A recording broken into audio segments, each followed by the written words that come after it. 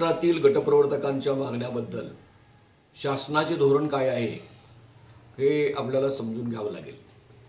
शासनाचे धोरण समजण्या अगोदर एकूणच पहिल्यापासून शासन कंत्राटी कर्मचाऱ्यांच्या बद्दल कसे धोरण ठरवत आलेले आहे हे सुद्धा समजून घेणं आवश्यक आहे। उदाहरणार्थ भारतामध्ये कॉन्ट्रॅक्ट रेग्युलेशन अँड ॲब्युलेशन ॲक्ट असा निर्माण करण्यात आला, म्हणजेच कंत्राटीकरण नियमित करणे आणि कॉन्ट्रॅक्ट पद्धत ॲबॉलिश करणे हे या कायद्याचं उद्दिष्ट होतं। परंतु कंत्राटी कर्मचाऱ्यांना निर्मूलन करण्याचं यातलं जे तत्व आहे ते मात्र शासन सातत्याने पायधळी तुडवत आहे। त्यामुळे की कंत्राटीकरण हे जे सर्व सुरू आहे त्याच्यामध्ये तर महाराष्ट्र शासनाने फारच खालची पातळी गाठलेली आहे। महाराष्ट्रामध्ये कंत्राटी कर्मचाऱ्यांना कायम करण्याऐवजी जितकी पदे कायम कर्मचाऱ्यांची रिक्त होतील ती आणखीन कंत्राटी पद्धतीने भरणे आणि वर्षानुवर्षे कंत्राटी पद्धत चालू ठेवणे अशा पद्धतीचा उद्योग सध्या महाराष्ट्रामध्ये सुरू आहे। महाराष्ट्रामध्ये राष्ट्रीय ग्रामीण आरोग्य अभियान 2005 साली सुरू झालं आदिवासी भागामध्ये। 2009 सालापासून सर्व जिल्ह्यामध्ये राष्ट्रीय आरोग्य अभियान सुरू झालं। 2013 साली या योजनेचं नाव बदलून राष्ट्रीय आरोग्य अभियान असं ठेवण्यात येऊन शहरामध्ये सुद्धा त्याचा समावेश करण्यात आला। या योजनेबद्दल हे जे घडतंय त्याच्यामध्ये गटप्रवर्तक महिला आणि इतर सर्व कंत्राटी कर्मचारी यांना 2005 सालापासूनच प्रत्येकी 11 महिन्याच्या ऑर्डर्स दिल्या जातात आणि हेच भयानक आहे मुळात।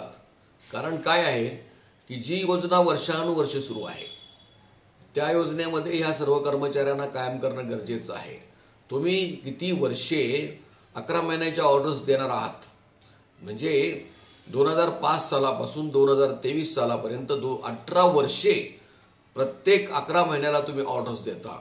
आणि या कॉन्ट्रॅक्टचं उद्दिष्ट असं आहे की समजा राष्ट्रीय आरोग्य अभियान हे जे अभियान आहे हे अभियान 18 वर्ष झालं सुरू आहे आणि ते आता बंद होण्याची अजिबात शक्यता नाही, त्याची अतिशय गरज आहे। आणि या राष्ट्रीय आरोग्य अभियानामध्ये आशा आणि गटप्रवर्तक महिलांनी फार महत्त्वाचा रोल केलेला आहे। जागतिक आरोग्य संघटनेने सुद्धा भारतातल्या आशा आणि गटप्रवर्तकांचं कौतुक केलेलं आहे। त्यांनी केलेल्या कामाचं कौतुक करावं तेवढं थोडं आहे। अत्यंत ऐतिहासिक महत्त्वाचं काम केलेलं आहे असं जागतिक आरोग्य संघटनेने त्यांचं कौतुक केलेलं आहे।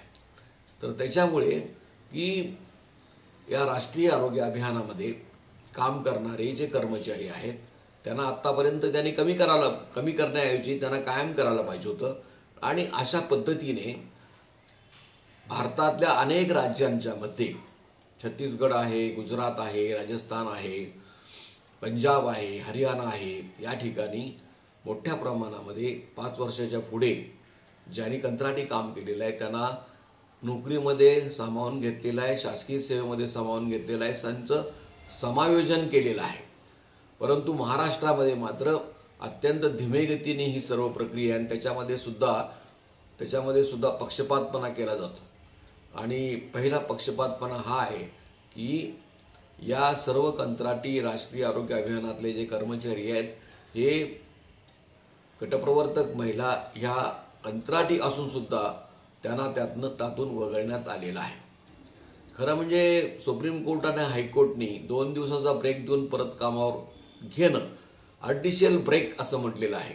मुळातच कायदा असा आहे इंडस्ट्रियल डिस्प्यूट ॲक्ट खाली 362 दिवसापैकी 240 दिवस भरल्यानंतर त्यांना कायम केलं पाहिजे असा कायदा। याच्यावर अनेक सुप्रीम कोर्टाचे निकाल आहेत। असं जर 2 वर्ष जर काम केलं असेल तर त्यांना कायम केलं पाहिजे। परंतु या बाबतीमध्ये महाराष्ट्रामध्ये अत्यंत कारस्थान सुरू असून की त्यांनी फक्त गटप्रवर्तकांना वगळून कंत्राटी कर्मचाऱ्यांचं प्रपोजल जे त्याला PIP म्हणतात भारत सरकारकडे 2019 साली पाठवून देण्यात आलं आणि 2019 साली त्यांनी गटप्रवर्तकांना वगळून इतर सर्वांची नवीन वेतन श्रेणी लावून मागील फरकासहित आणून ती सर्वांना त्याची अंमलबजावणी केली। ही बाब आम्हाला माहिती अधिकाराखाली माहीत झाल्यानंतर त्याच्याबद्दल आम्ही मांडणी करायला सुरुवात केली की हा जो 5 ऑक्टोबर 2020चा सरकारचा निर्णय आहे त्याच्यामध्ये गटप्रवर्तकांना सामील करून घेतलं पाहिजे। या मागणीबद्दल आता ह्या महिन्याभरामध्ये संप केल्यानंतर सुद्धा 2 वेळा बैठका झाल्या। महाराष्ट्र शासनाच्या आरोग्य खात्याच्या वरिष्ठ अधिकाऱ्यांच्याकडे सुद्धा गटप्रवर्तकांना कंत्राटी कर्मचाऱ्यांचे सर्व लाभ का दिले जात नाही त्याचे नीटचं उत्तर नाही। कारण कागदोपत्री गटप्रवर्तक या शासनाच्या कंत्राटी म्हणूनच नोंद आहे, अशी नोंदच नाही की त्या कंत्राटी नाहीत आणि 11 महिन्याच्या ऑर्डर्स आहेत। एक नेमणुकीची पद्धत आहे, निवड समितीमार्फत त्यांची नेमणूक केली जाते, शिक्षण प्रशिक्षण या सर्व गोष्टी तपासल्या जातात आणि दरवर्षी मेडिकल ऑफिसरचा रिपोर्ट घेऊन वर्तणुकीचा पुढे यांना कंटिन्यू केलं जातं। आता हे हा जो भाग आहे याच्याबद्दल ते मान्यच करायला तयार नाहीत आणि त्यांची झालेली चूक आहे ती झाकून ठेवण्यासाठी याच्यावर ते काहीही बोलत नाहीत। म्हणून शासनाचं धोरण असं आहे, दडपशाहीने कायदेशीर पद्धतीचा वापर न करता पक्षपातीपणा करून महाराष्ट्रातल्या 3,700 पेक्षा जास्त गटप्रवर्तक आहेत त्यांना मोकळ्या मनाने या गोष्टी कबूल करून त्यातली तांत्रिक पूर्तता जी आहे कंत्राटीकरणाची ती पूर्ण केली जात नाही। खरं म्हणजे हे आमचं दुर्दैव आहे की आम्ही कंत्राटीकरणातली प्रक्रिया पूर्ण करा अशी मागणी करतो। कारण आमची मागणी मुळातली ही आहे आयटक कामगार संघटनेची, इतर कामगार संघटनेची, की तुम्ही कंत्राटीकरण रद्द करा आणि कायम नोकरीमध्ये त्यांना सामावून घ्या, ही मुख्य मागणी आहे। आणि त्याच्यासाठी जी प्रक्रिया ठेवलेली आहे ती सुद्धा महाराष्ट्र शासन गटप्रवर्तकांच्या बद्दल प्रामाणिकपणे पाळायला तयार नाही। पद्धत काय आहे की ज्यांची कंत्राटी म्हणून नेमणूक केलेली आहे, जे 8 वर्षे कंत्राटीच आहेत त्यांचं सरकारी सेवेमध्ये कायम नोकरी देण्याचं समायोजन करण्याचं महाराष्ट्र शासनाने सुद्धा निर्णय घेतलेला आहे आणि ती प्रक्रिया सुरू आहे आणि त्याच्यामधून गटप्रवर्तक महिलांना वगळण्यात आलेला आहे। त्यामुळं त्यांना ते वगळता कामा नये। त्यांना हा मुद्दा महत्त्वाचा असून याच्याबद्दल त्यांच्याकडे अजूनही उत्तर त्यांचं तयार नाही। संघटनेला त्यांनी अजून याबद्दल लेखी उत्तरे दिलेले नाही आणि तोंडी उत्तरे दिलेले नाही। अशा पद्धतीने शासनाची भूमिका आडमुठेपणाची, चुकीची, बेकायदेशीर, भारताची घटनेची पायमल्ली करणारी अशी आहे आणि संप करून सुद्धा याच्याबद्दल ते आडमुठेपणाने भूमिका घेत आहेत। आपण दुसरी परिस्थिती जर आज महाराष्ट्रातली बघितली तर आरोग्य खात्यामधले हजारो डॉक्टर्स, नर्सेस, इतर कर्मचारी सुद्धा या सर्व अन्यायाविरुद्ध संघर्ष करतायत। त्यांना सुद्धा जे 11 महिन्याच्या ऑर्डर्स काढलेले 10 वर्ष 11 वर्ष काम केलेले जे कर्मचारी होते त्यांना डावलून दुसऱ्यांची भरती केलेली आहे आणि असे शेकडो कामगार आहेत, त्यांच्यावरही अन्याय चालू आहे, त्यांचाही संप आहे, त्यांचं पुढचं आंदोलन आहे। त्यामुळे एकूणच महाराष्ट्र शासनाचं हे जे महाराष्ट्र आरोग्य खात्यामध्ये चाललेला जो कारभार आहे तो अत्यंत अनागोंदीचा आहे। या सगळ्या कारभाराची सुद्धा चौकशी झाली पाहिजे। आज महाराष्ट्रामध्ये अनेक संघटनांनी मागणी केलेली आहे, आम्ही मागणी केलेली आहे, ही जी औषध खरेदी यंत्रणा आहे, पद्धत आहे ती तामिळनाडूप्रमाणे करावी। तामिळनाडूमध्ये सर्व प्राथमिक आरोग्य केंद्रातून औषधासाठी जी गरज असेल त्या औषधांची मागणी केली जाते, त्यानुसार राज्याचं धोरण ठरवून औषध खरेदी केली जाते। महाराष्ट्रामध्ये मात्र सगळा उरपाटा कारभार आहे, वरून सगळी औषध खरेदी केली जाते, ठराविक कंपन्यांना दिली जाते, कंत्राटदारांच्यावर यांचं साठलोट आहे आणि गरज नसलेली औषधं प्राथमिक आरोग्य केंद्रापर्यंत येऊन पडतात। त्याची मुदत संपली की ते केराच्या टुपलीमध्ये जातात। ज्या भागामध्ये ज्या औषधांची गरज आहे ते औषधं मिळत नाहीत। उदाहरणार्थ कोकणामध्ये सर्प चावण्याचं मोसमामध्ये पीक कापणीमध्ये प्रमाण जास्त असतं, तर प्रत्येक प्राथमिक आरोग्य केंद्रामध्ये कोकणामध्ये याची जी लस आहे तीच लस उपलब्ध नसते किंवा त्याच्यावरचं औषध उपलब्ध नसतं। इतर ज्या अत्यावश्यक औषधं आहेत ती घेतली जात नाही। तर अत्यंत हटवादी पद्धतीने अनेक वेळा मागणी करून सुद्धा हे सरकार औषध खरेदीचं धोरण बदलायला तयार नाही आणि कंत्राटी पद्धतीने त्याच्यामध्ये सुद्धा करोडो रुपयाचा गैरव्यवहार करणे हे शासनाचं सूत्र बनलेलं आहे। त्यामुळे महाराष्ट्रातल्या सर्व कामगारांच्या भरतीबद्दल, कर्मचाऱ्यांच्या भरतीबद्दल, अधिकाऱ्यांच्या भरतीबद्दल 9 कंत्राटी कंपन्या नेमलेल्या होत्या, त्यांना भरमसाठ नफा देण्याचं त्यांनी ठरवलेलं होतं आणि त्यामध्ये या सरकारची बेआबरू झाली। त्यामुळे झक मारत त्यांना या 9 कंत्राटी कर्मचाऱ्यांचं कॉन्ट्रॅक्ट रद्द करावं लागलेला आहे।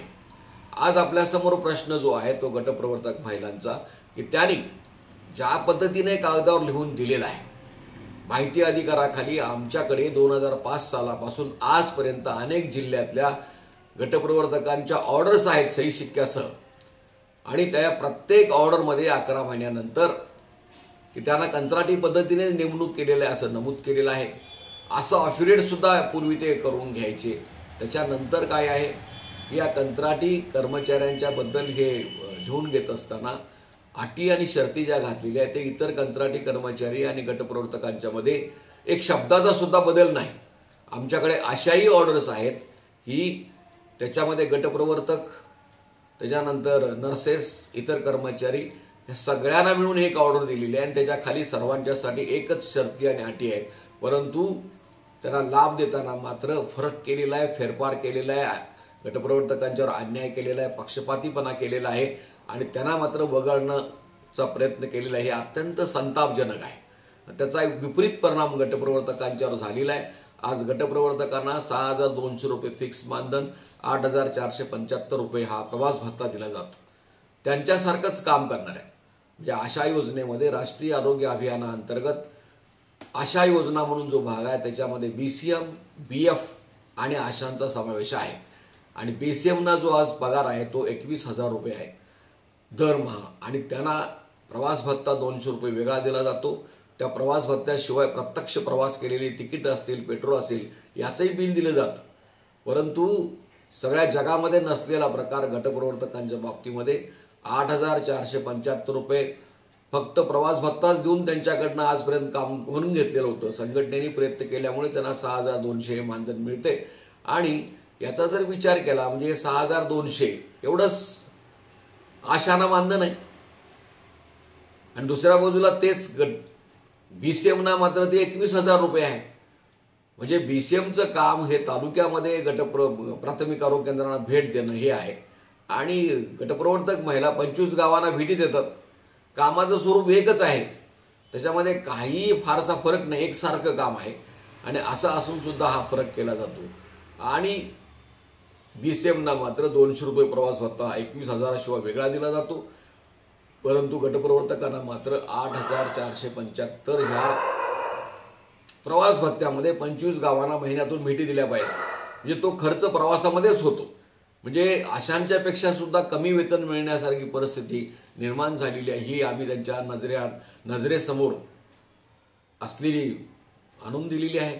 दुसरे, महाराष्ट्र सरकार किती कामगार विरोधी आहे, किती कारस्थानी आहे, हे याचं पाडे वाचावे तेवढे कमीच आहेत। कारण महाराष्ट्र सरकारने डिस्पेन्सरीमध्ये, दवाखान्यामध्ये काम करणाऱ्या कामगारांच्यासाठी एक किमान वेतन जाहीर केलेलं आहे। त्याला स्पेशल अलाउन्ससह सध्या चतुर्थ श्रेणीमधल्या प्रत्येक कर्मचाऱ्यांना सुद्धा दरमहा 15,000 रुपये दिले पाहिजेत असा कायदा महाराष्ट्र शासनाचा आहे। पण हे महाराष्ट्र शासन स्वतःच या कायदा पाळतीत उडवतंय, स्वतःच त्याच्या विरोधी कंत्राटीकरणा करते, स्वतःच त्याच्या विरोधी करार करतं आणि त्या डिस्पेन्सरीबद्दल, दवाखान्याबद्दल या किमान वेतन कायद्यामध्ये असं लिहिलेलं आहे की दवाखान्यात काम करणारे आणि दवाखान्याच्या वतीने गावात काम करणारे असे दोन्ही त्या किमान वेतन कायद्याखाली येतात। म्हणजे त्यांना काय करायला पाहिजे, एकतर 15,000 रुपये गटप्रवर्तकांना किमान वेतन दिलं पाहिजे आणि त्याच्याशिवाय 8,475 रुपये प्रवास भत्ता दिला पाहिजे। म्हणजे आज त्यांना हे लागू आहे।